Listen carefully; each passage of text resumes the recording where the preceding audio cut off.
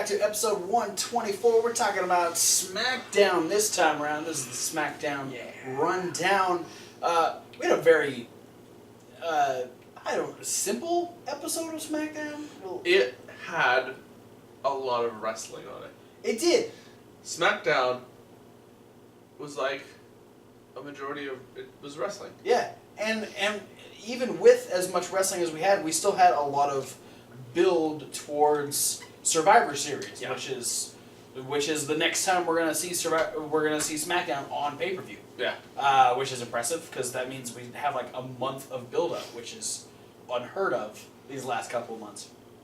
But speaking of Survivor Series, we had 2 qualifying matches for Survivor Series this time. One was for the tag team, the tag team, where we had the Hype Bros defeat the Ascension. Boo. Go figure.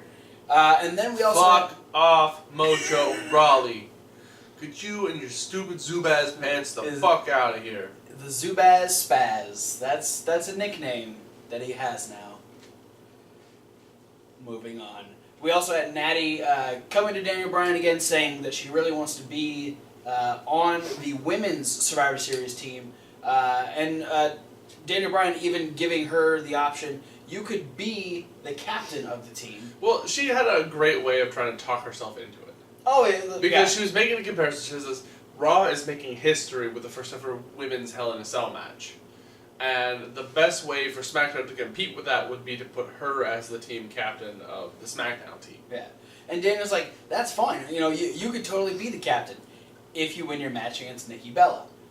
The little asterisk there, though, is if whoever loses the match is off the team.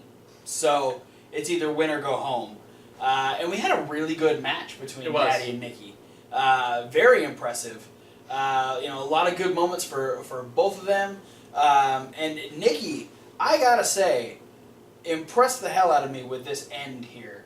Because despite all the work on the back and how dominant Natty had been, she got her into that surfboard at the end, and she like powered herself up and was like standing up on Natty's legs for a good 10-15 seconds before she like flipped down into it and got a hold of one of her ankles, rolled her over, locked in an STF.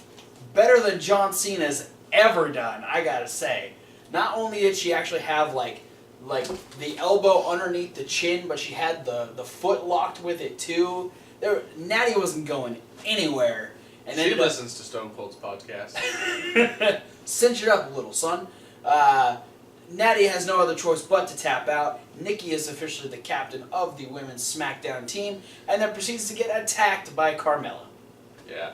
So we know the SmackDown's team is every woman on SmackDown's roster except for Natalya.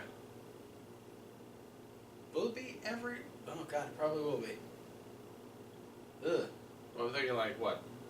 Nikki Bella, Becky, Alexa, Carmella, Naomi. Yeah.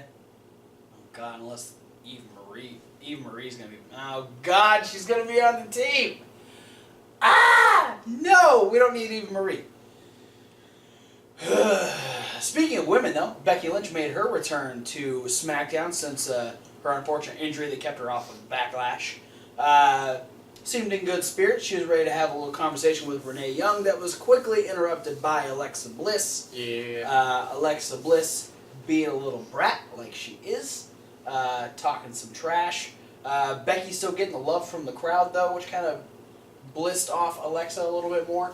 I see what you did there. Yeah. I had to use it. Felt right.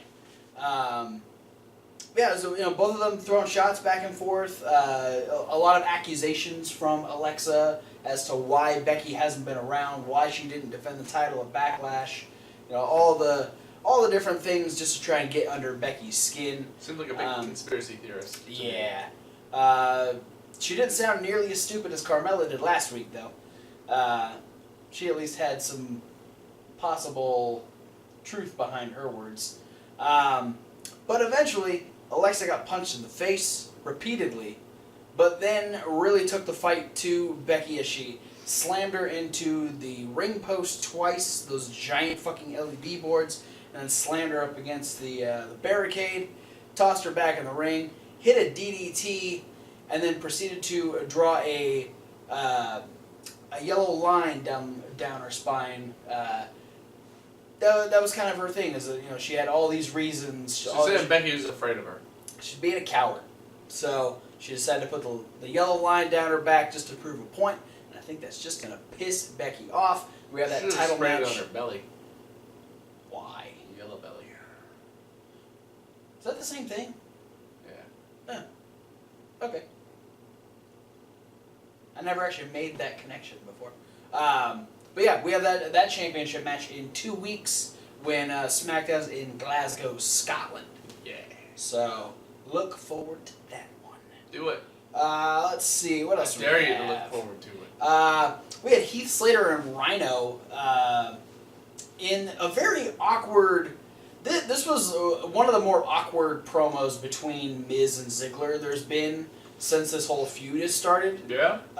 It seemed like no one really knew everything they wanted to say, and they were just kind of like ad-libbing on the spot. They probably were.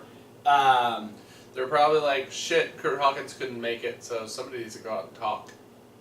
Fuck, Kurt Hawkins wasn't even on the show. Wow. I guess there was no one to ruin his debut again. I don't know. There seemed like there was a lot of people on the roster who weren't there. Yeah. No Baron Corbin, no Jack Swagger, no Apollo Crews, no Breezango. Kurt Hawkos, no Breezonkins. No Breezango. Yeah, no Vaudevillains. No Usos, no American Alpha. They must be on tour right now. Yeah, there must be some sort of a tour going on. So, so in a roundabout way, because Miz refused to have his rematch right then and there against Dolph Ziggler, it turned into Heath Slater Rhino defending the tag team titles against the Spirit Squad. Because reasons. And they can make matches because wrestling. Yeah, it's the Miz, man. He can make whatever match he fucking wants. This one, I'll give it to him because it was a challenge thrown out and the champions accepted. So usually, champions can decide, if they want a match right then and there. That, I can understand that. But it's when, Ziggler ends up in a handicap match against the Spirit Squad. I still don't want to say I'd let that one pass. Because, say if you were the general manager of SmackDown, then what would you feel? Because then you'd have to tell whoever's supposed to have the next fucking match that their match is canceled. True. Because these people are taking up the time of what you had scheduled already.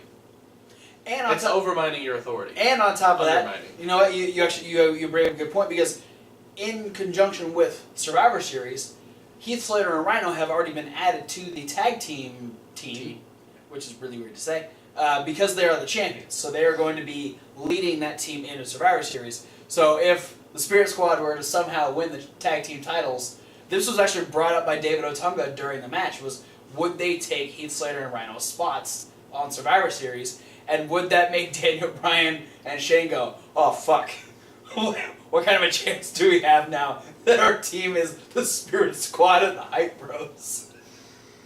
Yeah. God, that has fail written all over it. But then it's the Mojo Rawley is on the team. So no matter what else is on the team, it's a fail. It could legitimately be the Hype Bros alongside the tag team champions, the Usos, American Alpha, and 2 Brock Lesnars, and they're still gonna lose. Because of Mojo fucking Rawley. You have that little faith in Mojo Rawley. Saying that I have a little faith in Mojo Rawley is a huge overstatement. Anyway, Heath Slater Rhino would retain the tag team titles after Kenny gets knocked off the apron onto Miz and Ziggler, who have come off of commentary and are in each other's face. That leaves Mikey in there all by himself to get gored by Rhino. And it was an extra gore because Rhino hates male cheerleaders. So Heath Slater and Rhino remain the tag team champions. Yeah, no, legitimately, if the Hype Bros wanted to stand a chance, they would need the tag team champions, and then the Steiner brothers, the Dudley Boys, and the Legion of Doom in their prime. See, if that were okay in their prime, yeah, okay, that makes sense because you're talking about three of the most legendary tag teams. Like for me, you're putting Scott Steiner on the team, so it has to be like a certain time. I'm talking. You're talking him and Rick. Steiner brothers. Him and Rick teaming together. Yeah. Okay, that's when I liked Scott Steiner. Yeah. Afterwards, Scott Steiner turned into a muscle-bound moron. I'm talking pre-Pop Pump. Okay, good. All right, I can. Talking like 1990s. I can deal with that Scott Steiner. That's okay. Like 90 to 91. All right. Rick and Scott. I can dig it. Okay. 89 to 90. Legion of Doom.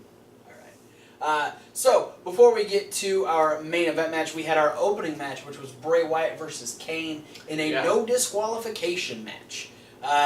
Rematch. Neither guy had anyone at ringside. Or so we thought. Yeah, it started off a pretty simple match. They kind of went to the outside. Chair almost got involved. Kane starts pulling the table apart. Then the thing happens. And then Bray Wyatt has a wild Luke Harper appear on the table. Yeah, well, Luke Harper was demonstrating the fact that his day job, aside from being a WWE superstar, is being a table dancer. Which involves kicking Kane in the face. Yeah, well, you don't touch the other dancers. You gotta pay for that. Bray Wyatt's also one of the dancers at the establishment these guys come from. Wow. I don't need any more details on this dancing establishment. Wait, does he Swamp Booty? Shit. God. In 6 to 8 months. So at this point, Bray Wyatt obviously has the advantage. We get Luke in there kind of like, slamming on the mat, distracting the referee a few times just to, give Bray a little bit more of a chance. He's pulling Bray out of the ring, and Kane's actually doing a pretty decent job going after both of them. But then Bray Wyatt has this moment where he's pretty much in the driver's seat, could win. Then we have Randy Orton run down, get in Luke Harper's face, who's trying to get all up in the match. Trying to square up. Then we get, the kind of a replay of what we had last week when we had Randy Orton going for the RKO. We had Kane going for the chokeslam. Yeah, the interesting thing here, though, is when Randy Orton got into the ring, Luke Harper just walked out. Yeah. So I was like, how are they going to RKO and chokeslam the same guy at the same time? See, I assumed it's going to be impossible. I assumed it was going to be an RKO that would, one of those things where like Bray Wyatt hits, pops back up, boom, chokeslam, Kane wins. But then I thought, wait a second, Kane's getting extremely close to Randy Orton, so is he going to chokeslam Randy Orton? And I said, no, he's setting up to get RKO'd. And he did. Yeah. And then Bray Wyatt pinned him. And Randy Orton slithered away. And then later Randy Orton said, if you can't beat him, join him. I am confused. Brother Randy. I knew you'd come. I'm legit confused by the storyline now. Yep. I mean, it's not a bad thing, but now we're going to have the broken Matt Hardy brand versus the Wyatt family. Matt, Jeff, and Senor Benjamin against Bray Wyatt, Luke Harper, Randy Orton. Yeah. God, who's going to fight Senor Benjamin? I don't think any of them are going to fuck Senor Benjamin. Fight. I didn't say fuck. Sounded like you said fuck. Warning at SFW. Use headphones if you're Get real backwoodsy with it. Yeah, well. Oh god. Talk about getting backwoodsy with it. Boy, if you're not watching this on YouTube, you have no idea what's going on right now. Nope. Podcast listeners are missing out right now. No, I think Harper gets Benjamin. Really? Yeah. Okay. Well, Orton and Hardy get to go against each other because they were both main event guys. Okay. And then Wyatt and Hardy go because they're obviously like the leaders. Okay, yeah, okay, I can. You know? Okay. Oh God. I feel bad for Senior Benjamin. I feel bad for the whole Hardy team. They're fucked. All right. So now they're fought. I see what you did there. Now we'll go into our overarching storyline because our main event is Dean Ambrose versus AJ Styles. If Dean Ambrose wins, he gets himself another shot at the WWE Championship. Oh, yeah. So the first thing we saw on the show was James Ellsworth, kind of like signing up next to Dean Ambrose, going, "Hey, I really want to thank you for everything you've done for me the last couple of weeks, and I'd like to repay that by being in your corner for your championship match tonight." And Dean's like, "Oh yeah, that's cool, but just stay back here. Yeah, why don't you just hang out? It's cool. Just vibe out in the locker room. Hang out back here, watch the match. It's cool. We'll hang out later. We'll connect later. We'll go out for a drink or something. But just stay back here. It's cool." So you get really sad, James Ellsworth, and you get kind of a bitchy promo from AJ later on, and then James Ellsworth tries again, and he's just like sitting there, and he's just real sad, and Ambrose is like, "What? What do you want? What's?" Fine, okay, you can be out in my corner for the match. That's fine. And so Ellsworth, just be careful. Yeah, so Ellsworth is like fucking pumped.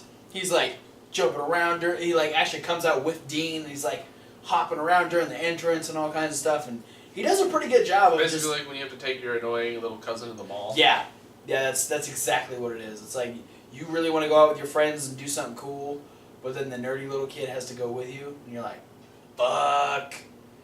That's exactly what it was. And for the most part, James Ellsworth was doing a really good job. Yeah. He was cheering Dean Ambrose on. Dean and AJ, I gotta say, they are really good at keeping things fresh in their matches. Yeah. They know. Well, there's the thing is they haven't overkilled this yet. Yeah.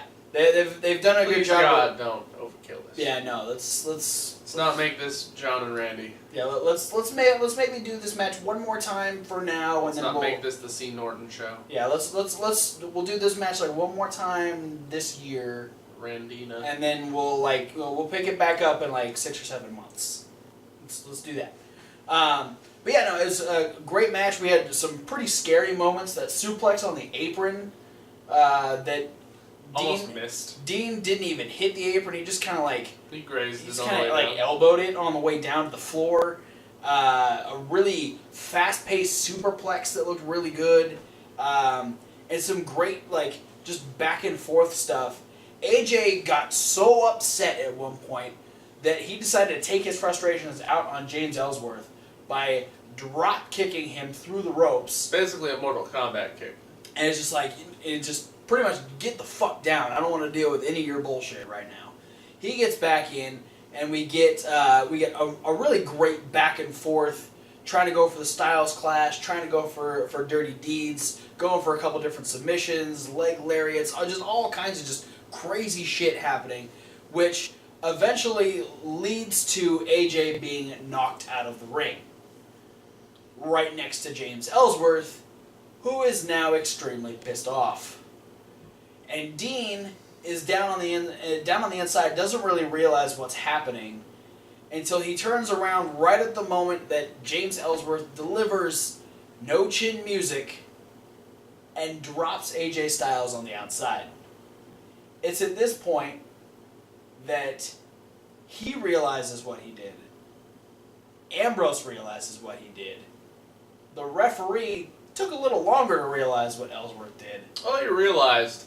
I legitimately think Kyoto had to contemplate whether or not he needs to disqualify Dean Ambrose because that kick might not have hurt. It's like, is AJ down? AJ was faking it. AJ was playing possum. AJ was trying to get Dean disqualified.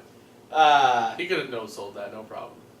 I kind of hope that's like the thing. Maybe next week we get AJ paying James Ellsworth for hey man, great job on that super kick last week. Maybe we'll get it. No, this is unfortunately going to end with Dean Ambrose taking his frustrations out on James Ellsworth. Oh no. Which is probably why he was actually crying at the end of the... He was legit crying! Yeah, Ellsworth was crying. Which I think is because he knew next week on SmackDown, Dean Ambrose is going to kick the shit out of him from post to post. Yeah, and AJ got to walk away with his championship and doesn't have to defend for the time being against Dean Ambrose. Yeah, no, and that's the other thing we're gonna figure out is that AJ Styles really was faking it. That we're gonna see another camera angle after the super kick hits him. That there's gonna be like one camera that was hiding where AJ's just gonna turn and look at the camera and wink. And then go back to playing like he's hurt. Pull an Eddie. He's Yeah. just like laying there and waving. Yeah, no, it was. Kyoto's like, what the fuck did that mosquito do to AJ Styles? That was a big bug. It knocked AJ on his Slender ass. Man got him. Yeah, no, It's the MySpaciest hair I've ever seen. Jesus. No, it was interesting episode of SmackDown. Could have done with some different decisions, like Love Child of Shannon Moore and Earthworm Jim. that's horrifying and true at the same time. It's James Ellsworth. Oh God. Anyway, that's it for the SmackDown rundown. Thanks for watching. Don't forget to like and comment and subscribe. Comment what you thought about SmackDown. What do you think is going to happen to James Ellsworth next week at the hands of Dean Ambrose? Do you like the fact that they used so much actual wrestling on this episode? Yeah. Who do you want to see join the Hype Bros and Heath Slater Rhino on the tag team for Survivor Series? Yeah, we're gonna get Spirit Squad, Billy and Chuck, and the Headbangers. The Headbangers. Click all the links down in the description and send to all of our social medias. Check out that SoundCloud link for all of our regular reviews like this one, the Raw Review, the Indie News, and the upcoming midweek wrap-up, all in podcast form. One you won't get into podcast form, though. Hell in a Cell prediction. Hell in a Cell. So those of you that are listening to the podcast, you want to head over here so you can check out who we think is going to win this Sunday at Hell in a Cell. And if you want more content than just our regular reviews or our prediction videos, you can head on over to Reasonable Wrestling Fans. That's reasonable with a W. Like wrestling. Where you can find all of our YouTube stuff like unboxing videos, reaction videos, our punishment videos from the wagers we do during the pay-per-view predictions, and much, much more. And we're starting to put up a lot more over there as we get time. So let us know what other kind of stuff you want to see us do over on that channel. That'll help us decide what we should do next if we get some suggestions. So thanks for watching, and we'll see you at whatever video you decide to watch next.